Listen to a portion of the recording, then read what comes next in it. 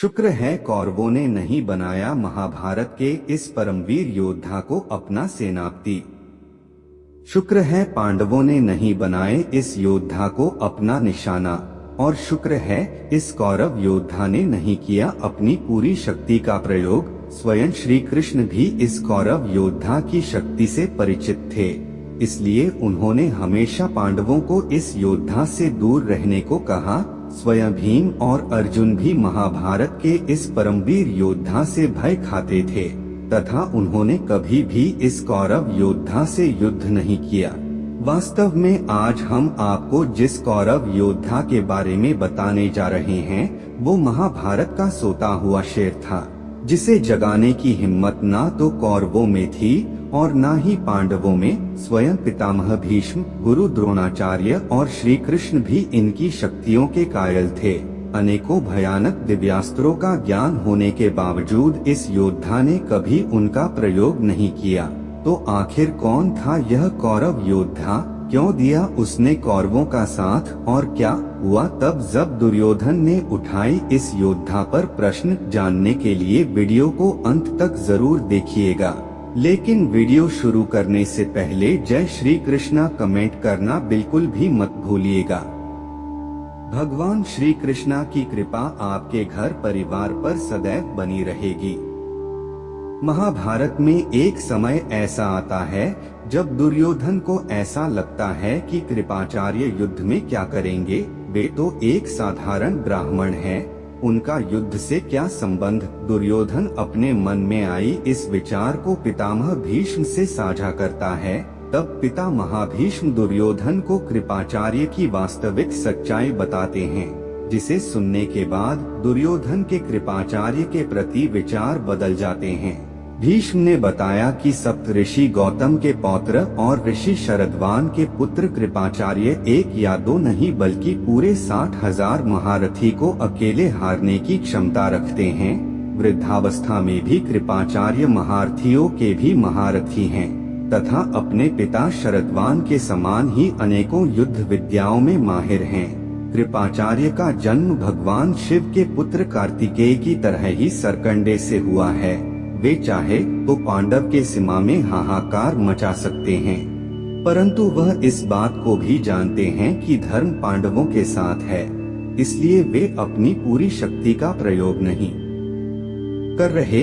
इंद्रास्त्र और ब्रह्मास्त्र का ज्ञान रखने वाले योद्धा कृपाचार्य कोई साधारण ब्राह्मण नहीं बल्कि भगवान परशुराम और गुरु द्रोणाचार्य के समान ही अस्त्र और शास्त्र का ज्ञान रखने वाले एक महावीर ब्राह्मण है।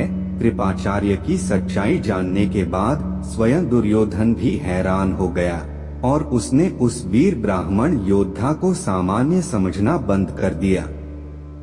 हस्तिनापुर के कुल गुरु कृपाचार्य अनेकों भयानक अस्त्रों से लेकर दिव्यास्त्रों तक का ज्ञान रखते थे।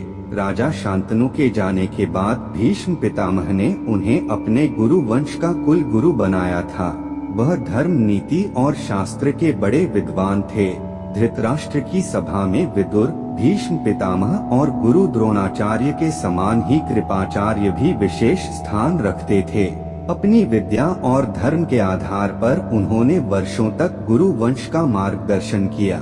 कौरव और पांडवों को आरंभिक शिक्षा प्राचार्य ने ही दी थी और बाद में वे गुरु द्रोणाचार्य के आश्रम में गए। गुरु वंश के कुल गुरु कृपाचार्य की कृति नाम की एक बहन भी थी जिनका विवाह द्रोणाचार्य से हुआ और महारथी अश्वत्थामा कृति द्रोणाचार्य के ही पुत्र थे। महाभारत के आदि पर्व अध्याय 67 के अनुसार कृपाचार्य रुद्रगणों में से एक के वंशावतार थे।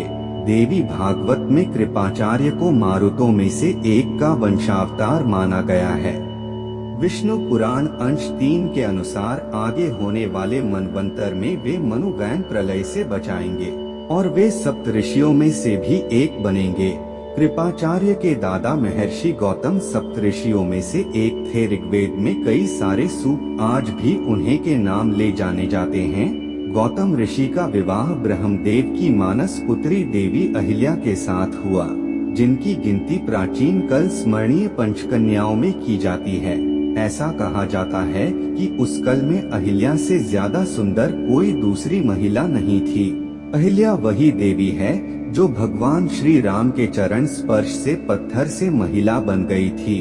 हनुमान जी की माता अंजनी महर्षि गौतम और अहिल्या की ही पुत्री थी। ऐसा माना जाता है कि एक बार गौतम ऋषि को गौ हत्या का पाप लग गया था।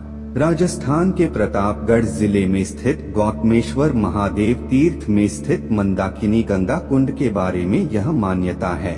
इसी कुंड में स्नान करने के बाद महर्षि गौतम को गौहत्या के दोष से मुक्ति मिली थी। इसके बाद महर्षि गौतम ने यहाँ महादेव की आराधना करके एक स्वयंभू शिवलिंग प्रकट किया था, जो आज भी उन्हीं के नाम पर गौतमेश्वर महादेव के नाम से जाना जाता है। गौतम ऋषि के पुत्र का नाम शरदवान था, जिनका जन्म वनों के साथ हुआ था। उन्हें वेद व्यास में थोड़ी भी रुचि नहीं थी तथा धनुर्विद्या से उन्हें अत्यधिक लगा था। शरदवान धनुर्विद्या में इतने निपुण थे कि देवराज इंद्र भी उनसे भय खाते थे। इंद्र ने उन्हें साधना से जगाने के लिए नाम पढ़ी नामक एक देव कन्या को उनके पास भेज दिया। उसे देव कन्या के सौंदर्य के प्रभाव से श्रीद्वान इतने कम पीड़ित हुए कि उनकी उत्तेजना का असर वहां पड़े सरकंडे पर गिर गया। वो सरकंडा दो भागों में विभक्त हो गया, जिसमें से एक भाग से कृत नामक बालक उत्पन्न हुआ और दूसरे भाग से कभी नामक कन्या उत्पन्न हुई। इन दोनों को जंगल में छोड़ शरदवान वहां से चले गए।